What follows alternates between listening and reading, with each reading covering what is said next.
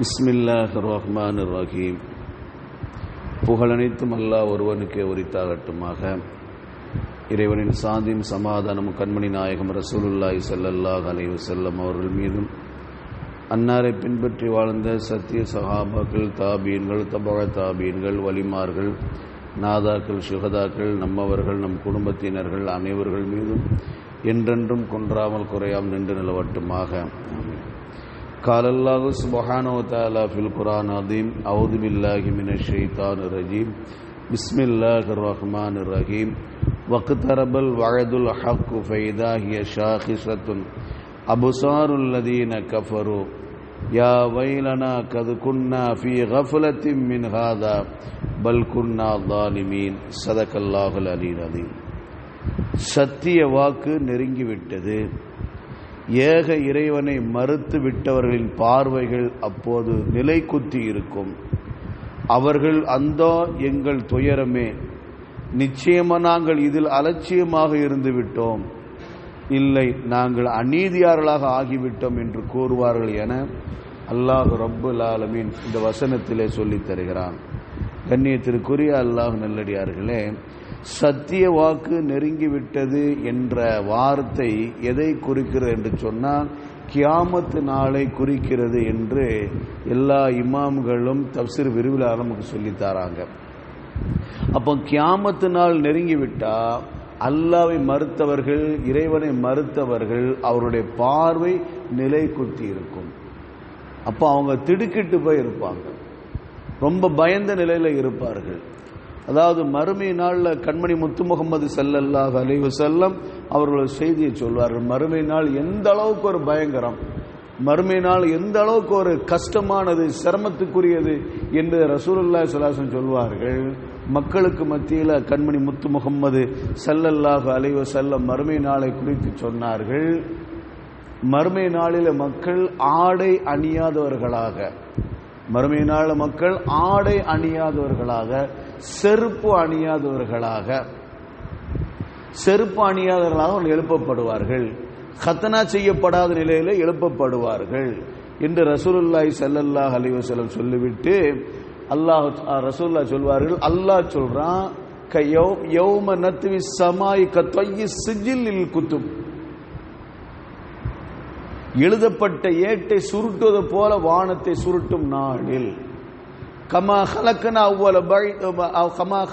அவ்வல ஹல்கின் நுஈது, முதல் படைப்பை எப்படி படைத்தான் அதே மாதிரி மீண்டும் படைக்கிற பொழுது அந்த நாளை நினைத்து பாருங்கள் என்று அல்லாஹ்வுடைய தூதர் ஸல்லல்லாஹு அலைஹி வஸல்லம் சொல்லிவிட்டு சொல்வார்கள். அந்த நாளில் முதலாக ஆடை அணிவிக்கப்படுபவர் ஹஜ்ரத் இப்ராஹிம் அலைஹிஸ்ஸலாத்து வஸ்ஸலாம் அவங்க சொல்லுவாங்க. இந்த ஒரு செய்தி தான் ஹஜ்ரத் ஆயிஷா மரத்தில் கேட்டாங்க, யா ரசூலல்லாஹ், ஆடை அணியாதவர்களாக எழுப்பப்படுவார்கள் என்று சொல்லுகிறீர்கள், அப்போ ஒருவருடைய மானத்தை இன்னொரு பார்க்கக்கூடிய சூழ்நிலை ஏற்படுமே என்று கேட்ட நேரத்தில் கண்மணி முத்து முகமது ஸல்லல்லாஹு அலைஹி சொல்வார்கள், அந்த கியாமத்தினுடைய திடுக்கத்தை பார்த்துவிட்டு, அந்த கியாமத்தினுடைய கொடூரத்தை பார்த்துவிட்டு அந்த மர்மஸ்தலத்தை பார்க்கக்கூடிய சிந்தனையே வராது என்று சொல்கிறார்கள். ஒருவர் மற்றவருடைய சிந்தனையை பார்க்கக்கூடிய சிந்தனை ஏற்படாது என்று சொல்கிறார். சொன்னா அப்ப அந்த எந்த அளவுக்கு மோசமான நாள், எந்த அளவுக்கு ஒரு கடுமையான நாள் என்பதை நினைத்து பார்க்க வேண்டும். கண்மணி நாயகம் ரசூலுல்லாஹி ஸல்லல்லாஹு அலைஹி வஸல்லம் சொல்வார்கள், அல்லாஹ் தஆலா ஒரு சமுதாயத்தை அழிக்க நாடிட்டால், அல்லாஹ் ஒரு சமுதாயத்தை அழிக்க நாடிவிட்டால் அதில் உள்ள எல்லாத்தையுமே அந்த வேதனை தாக்கும். அதில் உள்ள எல்லாத்தையும் அந்த வேதனை தாக்கும். நல்லவரை விடாது, கெட்டவர்களை விடாது, நல்லவர்களை விடாது, கெட்டவரை விடாது.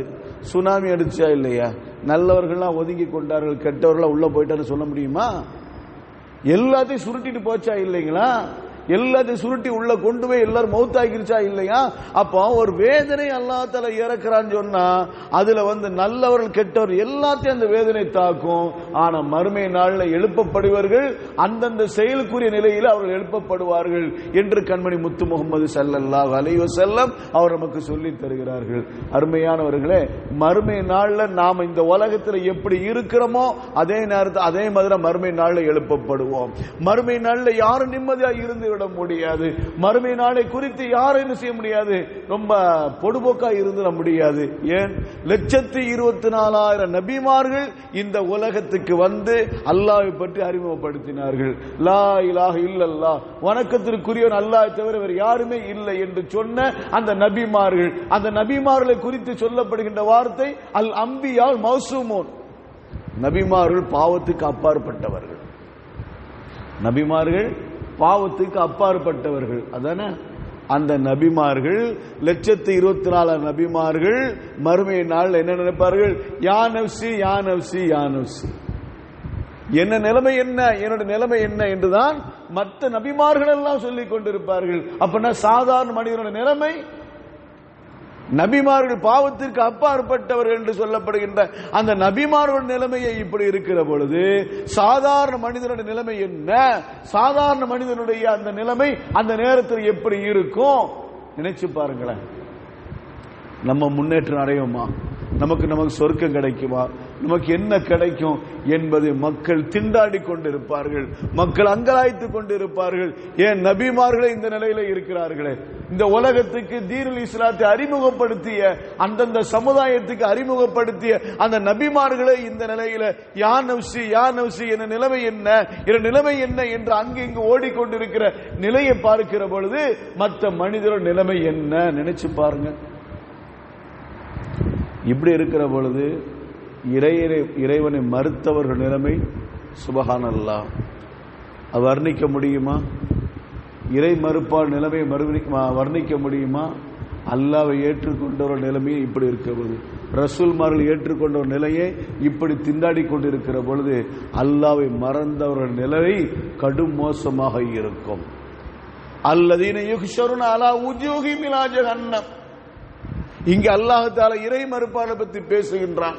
அல்லதீன யுஹ்ஷருன அலா உஜூஹிஹிம் இலா ஜஹன்னம், அவர்கள் தங்களுடைய முகத்தை கொண்டு இழுத்து கொண்டு வரப்படுவார்கள் நரகத்தின் பக்கம் என்று அல்லாஹ் தஆலா சொல்றான். இறை மறுப்பாளர்கள் அவர் நரகத்திற்கு வருகின்ற பொழுது மறுமை நாளில் முகம் குப்பர இழுத்து கொண்டு நடத்தப்பட்டு கொண்டு வருவார்கள் என்று அல்லாஹ் தஆலா சொல்லுகிற பொழுது கண்மணி முத்து முகமது ஸல்லல்லாஹு அலைஹி வஸல்லம் அவரிடம் இந்த ஆயத்தை குறித்து கேட்டார்கள். முகம் குப்பர அல்லாஹ் தஆலா நடத்தி கொண்டு வருவான் அவர்களை, அந்த இறை மறுப்பால் முகம் குப்பர நடத்தப்படுவார்களா என்று கேட்ட நேரத்தில் அது எப்படி முடியும் என்று கேட்ட நேரத்தில் கண்மணி முத்து முகமது ஸல்லல்லாஹு அலைஹி வஸல்லம் சொல்வார்கள், இந்த உலகத்தில் 2 காலை கொண்டு நடக்க வைத்த ரப்புக்கு மறுமை நாளில் முகத்தில் நடத்த வைக்க முடியாதா? எல்லாம் முடியும் அல்லாஹ்வுக்கு. கடுமையான வேதனை, கடுமையான வேதனை. அதனால்தான் அவர்கள் சொல்வார்கள், நாங்க தப்பு செஞ்சு விட்டோமே, நாங்க அநீதம் இழைத்து விட்டோமே, எங்களுக்கு நாங்களே தீங்கிழைத்து விட்டோமே என்று அவர்கள் மறுமை நாளில் அங்கலாய்த்துக் கொள்வார்கள் என்று சொல்லித் தருகிறார்கள். அருமையானவர்களே, அந்த மஹ்ஷர் மைதானத்தில் அந்த மஹ்ஷர் நிலையில மனிதன் எப்படி இருப்பான்? அவன் வெற்றி பெறுவானா, அவன் செஞ்ச தோல்வி பெறுவானா யாருக்கும் தெரியாது. ஆனாலும் அந்த மறுமை நாளில் நிம்மதியா இருப்பவர்கள் யார் தெரியுமா? அல்லதீன யுன்ஃபிகூன அம்வாலம் பில்லைலி வன்னகாரி சிர்ரம் வலானியதன் ஃபலஹும் அஜ்ரு இன்த ரப்பிஹிம் வலா கௌஃபுன் அலைஹிம் வலா ஹும் யஹ்ஸனூன்.